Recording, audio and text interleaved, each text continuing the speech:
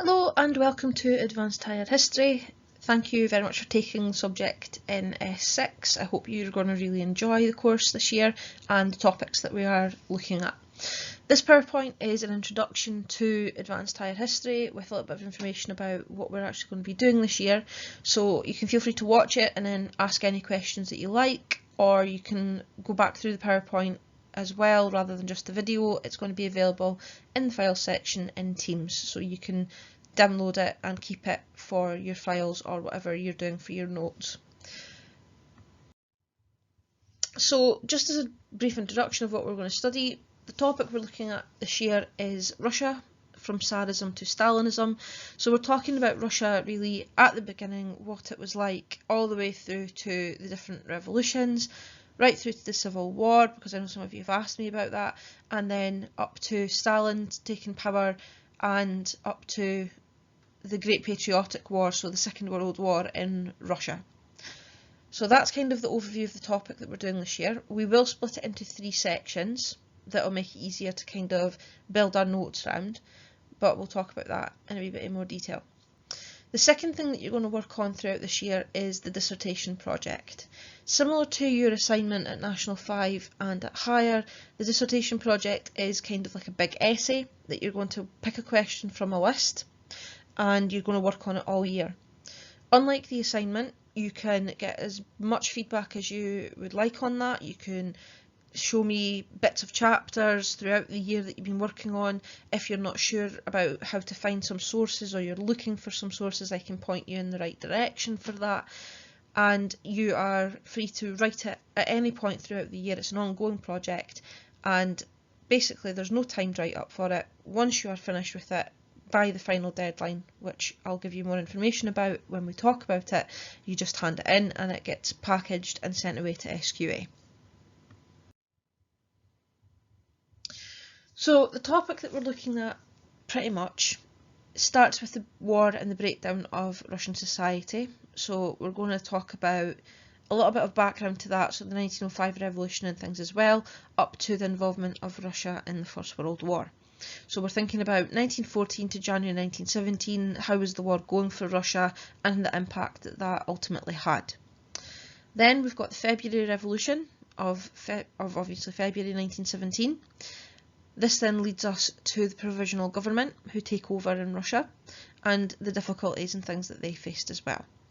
Up to the October Revolution, again still of 1917. We're then going to look at the international context, so how Russia was dealing with things between 1917 and 1924. We've got the Civil War, we've got the Soviet state, so the Bolshevik Soviet state from war communism up to Lenin's new economic policy. We've then got the rise to power of Stalin and how he managed to do this, his time in power through things like industrialisation and collectivisation, the political and social development of his state, and then the Great Patriotic War, aka World War II, and how Russia managed to get involved in that and how important they actually were. So again, it seemed like an awful lot, but this is going to be across the whole of the year that we're working on this. This is the one topic we're focusing on.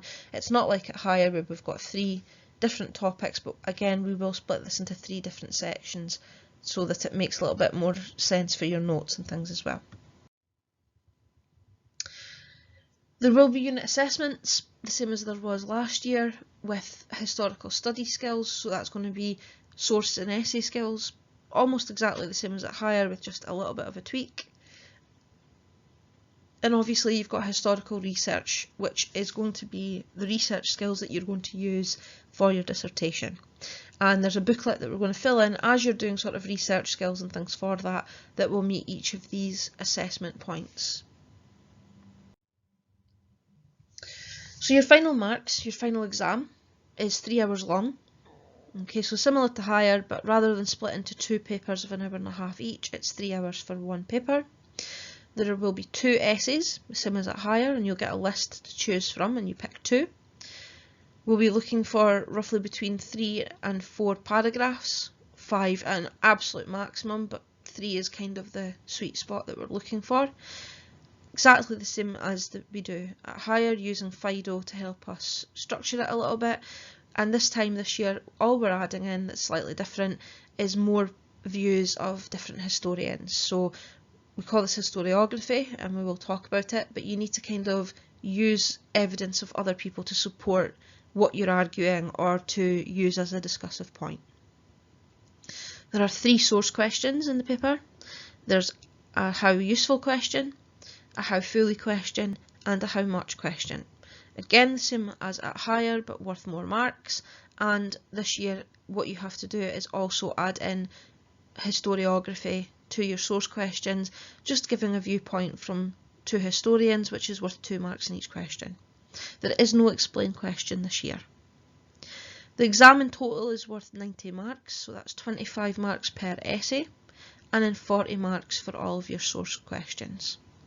The final mark is out of 140 because we include our dissertation in there as well. Just again a little bit more about the dissertation. So we've said it's quite like the research project that you do for your assignment at higher and National 5. You'll get time in class to work on it, you'll get time at home to research and things as well. There is a topic list which I will share with you all from SQA with approved questions, and though you might not know a lot about the topic, you can read through the list roughly even about now and just see if there's any questions that actually take your fancy, things that you think, oh, that's quite interesting, and then we can decide which one you want to do. This is not set in stone, so you can start off with a question, and what you might find is that you finish your first sort of section of your dissertation, which we refer to as chapters, and you might decide, I really hate this question. We've still got time to change the question, and you can go back and rewrite that, but you just need to be aware that this will be more work obviously for you. But if you are happy to do that and you're not happy with the question you've got, you're welcome to do that. The final project is 4,000 words, which seems like an awful lot, but everyone's project every year is always a lot over that, and you have to sit and cut out words. Don't worry too much about the word count. Basically just write it until you're happy with it. You might be a little bit over, you might be a little bit under, but when you sit down to do kind of a final edit, you'll be able to take out words or add words where you see that you need them. It's graded across the same way as National 5 and higher has been, so that's A to D are your pass marks, and you get a total mark from both the project, dissertation and the exam. If you are looking for just a bare course pass, that is a D, but for a grade description for a C, we're looking for people who have successfully managed to demonstrate the skills that we need and a decent understanding of the course material. For an A level, it's going to have to be a high level of performance, so your skills and knowledge have to be really clear, and you have to make sure that you have done as much as you possibly can with your dissertation to help boost your grade a little bit with that. In terms of the sources and the questions, we've got 3 source questions like we mentioned this year. We've got the how fully, which is worth 12 marks this year. It should roughly take you about 24 minutes to answer that, but again remember this is a guide, it's not set in stone, so please, if it takes you 20 minutes, don't sit for 4 minutes waiting. If it takes you 30 minutes, don't worry about it, just write it until you're happy, but try to keep in mind that you've got other questions to answer as well. The how useful question, again this year is worth 12 marks and is worth 24 minutes, roughly about that amount of time that you've got to work on it, very similar. And the how much question, same as higher, it's worth 16 marks this year and it's worth the most out of the 3. You're talking about 32 minutes to kind of finish that one off. And you'll remember from the higher question, it is a little bit more detailed about what you've got to do with how much, so we need to think about that, but we will look at these in more. For how fully, okay, again we're still using aid, the same as at National 5 and at higher. So we're thinking about what the answer might be, so the clear judgment right at the very beginning, and then we're going into detail about what the source includes, and then what the source doesn't include. You get 3 marks for identifying facts from the source, so we're looking for 3 things the source says, quote it with an explanation after each quote. You then get 7 marks for facts from your own knowledge, which are not included in the source. Again, these need to be detailed and explained. so 7 recall points, and then the last 2 marks that are available are for historians' views on each of the issues.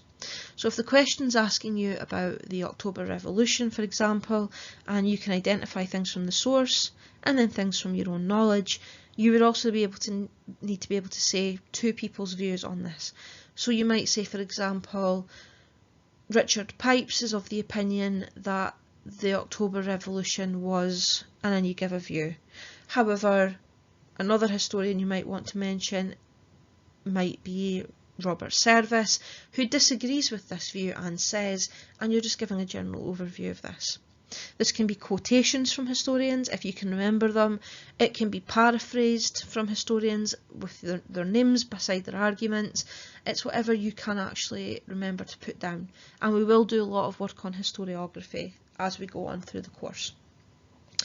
In order to get the maximum amount of marks that are available, you need to do all 3 things. So you need to do both the answer and your information from the source. You then need to be able to do, secondly, your recall points, as many as you can, with as much detail as you can put, and then your historian's views to get the full amount of marks available. For how useful, you get 1 mark for each of the valid pieces of information that are available. Now, you are used to doing Cowpat, which we are turning on its head just a little bit this year. However, if you find it easier to still do Cowpat, then you are absolutely fine to do that.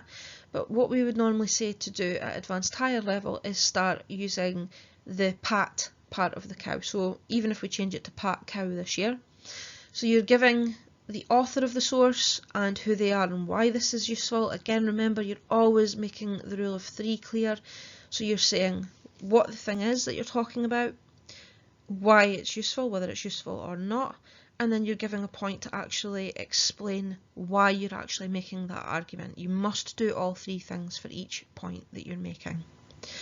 You then talk about the purpose of the source, same idea. The purpose of the source is what you think it might be. Is this useful or not, and why? I want an explanation of why. Then you think the timing. What is the timing of the source? When is it written? What is happening around about this as well? And you get up to 3 marks for this. We call this the provenance. So the author, the purpose and the timing gives you 3 marks out of your 12. We're then going to the interpretation of the source, which is our content point. You can get up to 3 marks for this as well. So we're looking for 3 things from the source, again with an explanation, so quotation, whether this is useful or not, and an explanation of what it's talking about and why it is useful. You get up to 5 marks for things that are not in the source, so own knowledge points, but again, the rule of 3, so you're making your point, you're explaining if it's useful or not, and then you're putting the explanation of why you think that. The final 2 points that you get for this year are based on your historiography, so again, any 2 points of argument you can make from any historians, or any 2 valid arguments that support a point in the source, a point in your recall, or just generally more information that you can be adding into your answer here. The how much question, very similar to what we do at higher level. You get 1 mark for each valid piece of information. So you can get up to 6 marks for identifying things from the source. That's 3 maximum per source. So what we'd be looking to do is do your answer, the same as we do for aid. And then you're doing what your first source includes. Then you're talking about what your second source includes. And then you've got 8 marks to do for your own knowledge. So any information that you can give, any other points that you can add in, and then 2 marks for more historians' views, so 2 other historians' points, exactly the same as at higher, except with your historiography included in there as well. In terms of the essays, so there were 3 more marks this year than they were at higher, and our argument really for this is that we need to be looking for very clear discussion and arguments within your essay. They're going to be graded based on 4 general criteria. So you're going to get marks for structure, Does it have a really clear and detailed introduction? So remember, does it set the context with your background? Does it give a very clear argument overview, what your line of argument is going to be? And does your introduction then outline maybe your other factors or other historiography this year as well? You then have to have very clear main sections. So again, we're looking for 3 to 4 in the exam. Your maximum that you're writing at home for homework essays and things will be 5. And you're looking for the clear main section. So factor sentence, clear information for knowledge, very obviously signposted debate for and against, and then a very clear overall evaluation at the end of each paragraph. In your conclusion, have you very clearly answered the question? Have you provided evidence of why you've made that particular line of argument and that answer? Is it really obvious what your conclusion has been throughout? And have you summarised your other factors as well? For your analysis, your evaluation and your line of argument, it has to be a very clear and consistent line of argument throughout the essay. So it's kind of like a link in a chain. You should be able to go right back to the very beginning of your essay and see that every single point that you've made in your evaluation is linking back to the line of argument you've made in your introduction, and yet your conclusion isn't some sort of surprise when it gets to the end. By the time I've read 2 or 3 of your paragraphs, I should kind of know what your line of argument is because it should be really clear throughout.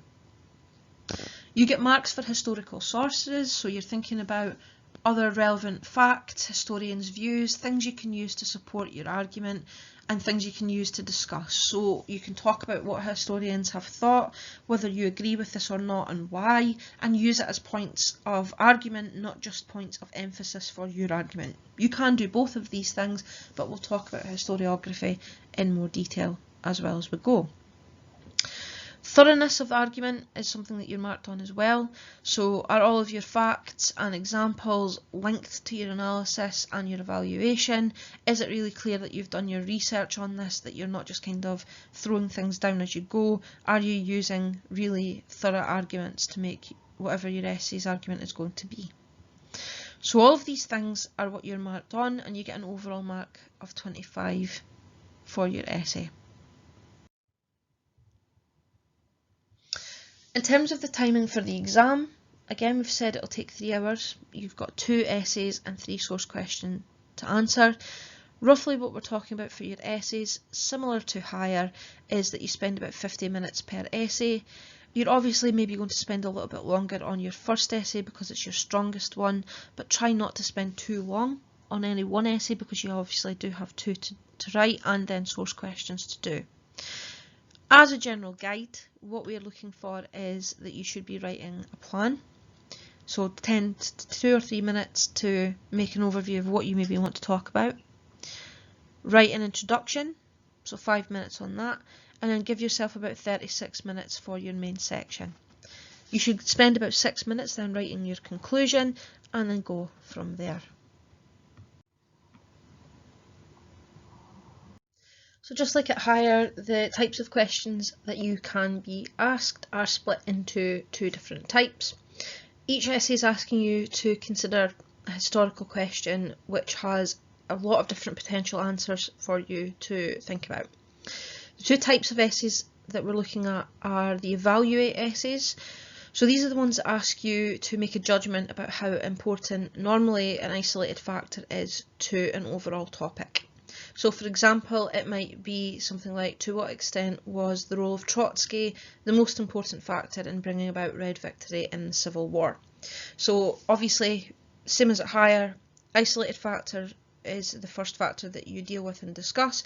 However, it doesn't have to be the one that you think is the most important if you actually think it's something else. It can be the most important, that's absolutely fine. In these types of essays, you'd be looking to, again, make sure, just like at higher, that you are relating your evaluation back to this argument, back to your isolated factor, or back to whatever line of argument that you're actually giving. The second type of essay is your judgment essays. So this is one where there will be a balance of arguments both for and against an overall position, and you have to make a decision on this. These are the ones that will not have an isolated factor, so it could be something like, to what extent did a one-party dictatorship emerge after October 1917? So you'd be looking at all of the potential arguments how it could be. This is a one-party dictatorship, and here's the arguments for it, here's the people that support that. However, on the other hand, here's the arguments against that. The question stems for this year, again, similar to higher, it might be something like, to what extent was an event caused by a factor? It could be, how far does a particular factor explain a particular event? We might have the quotations with the how valid is this view discussion, or we might have the quotations with the how justified is this view, but again the same structure would apply. You decide whether or not it is a judgment or an evaluation essay, and then you write the essay based on that particular structure. In your introduction, same as at higher, we'll be looking to give brief relevant background details to put the essay into context. Again, 2 or 3 facts minimum, so 2 or 3 sentences is what we're looking for. You would then, if you can, give different historians' views, so you can name them, you can quote directly from them. We'll talk about this again in a couple of minutes, but you can also maybe put an overall view of the school of history, so just generally what historians of this particular group think. That is absolutely fine. You then introduce your line of argument. So what is your ultimate conclusion going to be? So the very easiest way for you to do that is to say something like, in this essay it will be argued that, and then go from there. You then name the factors that you're going to discuss and how you're going to organise your general paragraphs as well. So very similar to higher. I don't think there's anything overly new there apart from the historian's views, which again we did use a little bit higher if you did want to.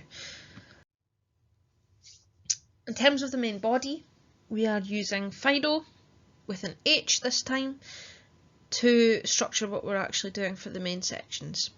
So we've got our factor, which you're introducing. Make sure you name your factor that you're discussing, and then you go into your knowledge points, so your debate for your KU, any relevant facts and stuff like that.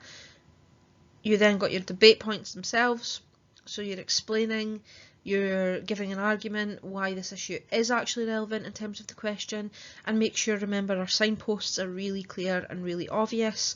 And then we're giving an analysis plus, so explaining why this issue is maybe not fully relevant or what we should think about to keep in mind to balance the answer.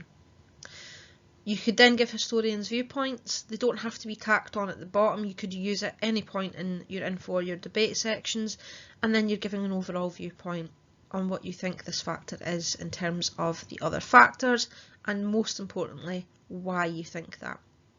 So is it the most important, the least important, is it more important than another, whatever you're maybe thinking of.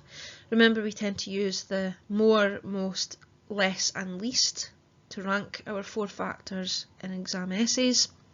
Remember as well that it has to be brand new information in your evaluation, so you can't just repeat an analysis point that you've already made. It has to be something new to back up your kind of overall view. Your conclusion is, remember, your mic drop moment for your essay. So don't think about it as just a final thing you just rush really quickly. Give yourself plenty of time to make your conclusion good and stand out, because it is the last thing that your examiner, your marker, whoever it is that's reading that essay is going to actually read from you. So it has to be kind of like your final stand for your argument. So include an introduction sentence. Summarise what your main points of your discussion actually are. You can try and rank them if you want to. If obviously your mini conclusions and your evaluation points are good, then you can use those to kind of back it up. And then we're looking for you to give a definitive answer to the question that you are answering, a very clear and obvious judgment. And then support it. I want a couple of reasons, 2 or 3 sentences that actually back up why we have picked this particular answer and why we think that. So by the time we finish this, I should know overall summary of what your argument is, what your conclusion actually is, and why you're thinking that. And again, you can use historiography in here as well if you want to back up your argument. Okay, so we have talked a lot about historiography, which is the kind of main new thing that we are really saying for advanced higher.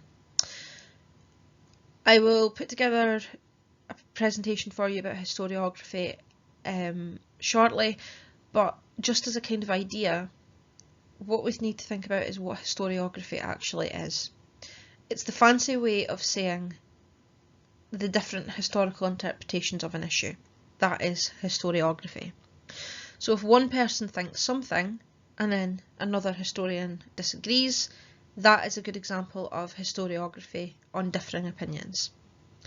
Any points or any relevant comments that people who are researching a topic make can be used as historiography.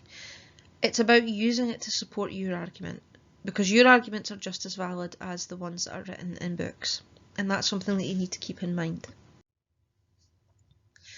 At advanced higher level, your essays must include relevant reference to the views of historians in order to pick up the maximum amount of marks. So this means you are going to have to do reading. You're going to have to research. As soon as the course is actually starting now, you're going to need to be looking at what other historians and things have said. And this is really easy for you to do. Put what we're talking about into Google. Make use of the textbook and the books, and they'll give you historians' views and things as well that you can go away and have a look at in more detail. Listen to what I'm saying, because I'll drop historians' names in as we go as well. But you should kind of try and blend it into your essay. It shouldn't just be like an end-on section, it should be something that's there to support your argument. What we're looking for is at least 3 or 4 views in each essay. So even if you were trying to include 1 per paragraph for 4, that would be fine. But if you're maybe putting 2 or 3 in 1 or 2 paragraphs, that's fine.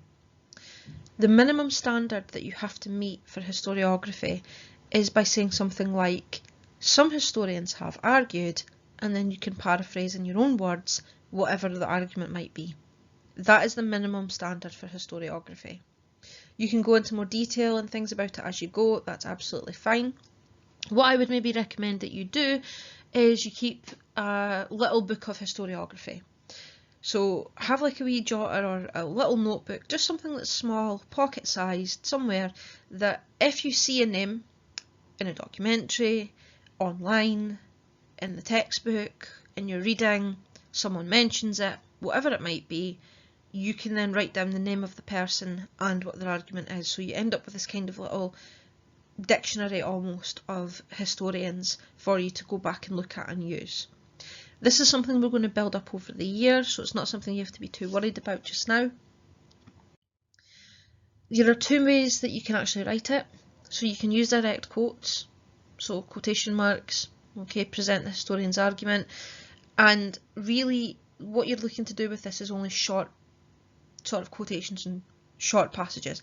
Obviously we don't want huge long sections of text that take up loads of your word count and things as well.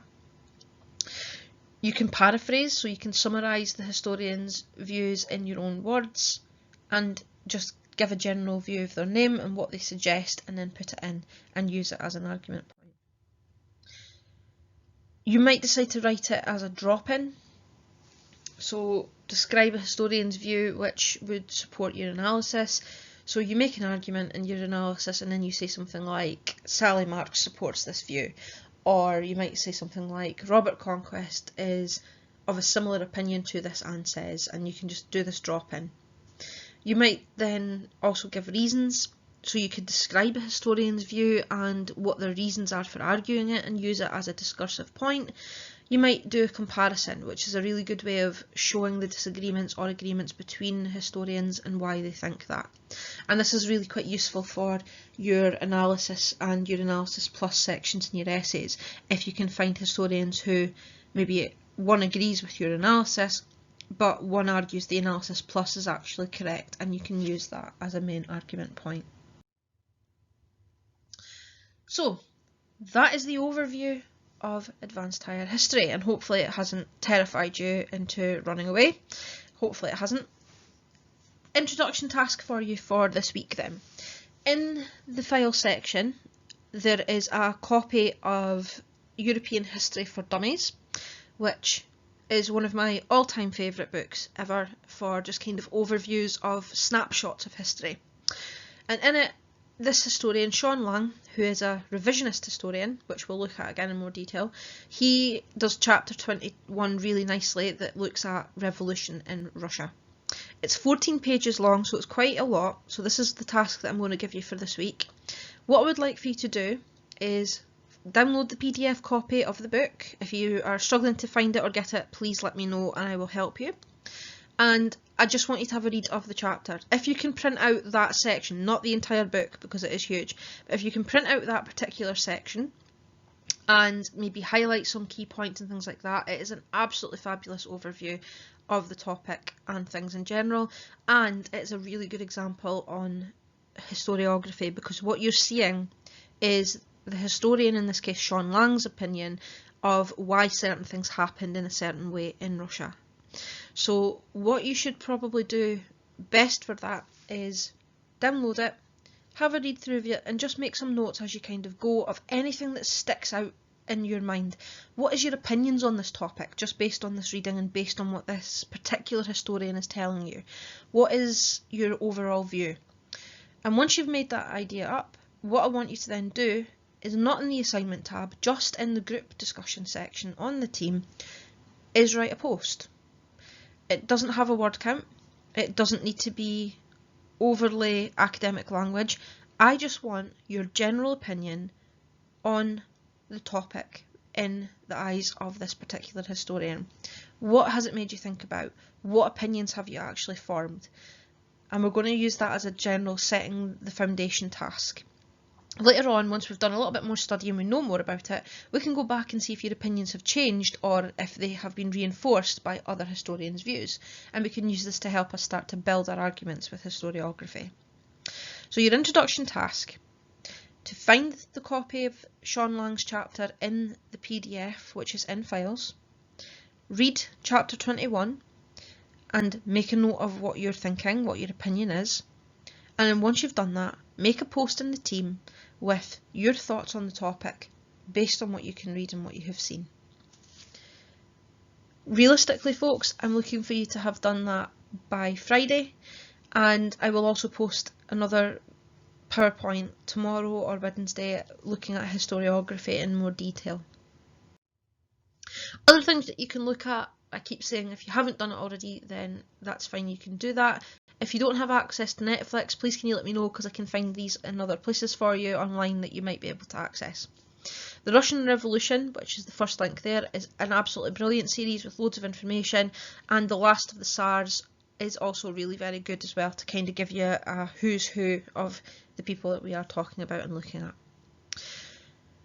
So that's the introduction to Advanced Higher History. That's your first task for the week. Please, any questions, let me know, and any discussions that you want to have based on what you're reading or what you're seeing, then absolutely feel free to put a post into the team and we'll chat about it as much as you like. Good luck for the week and give me a shout.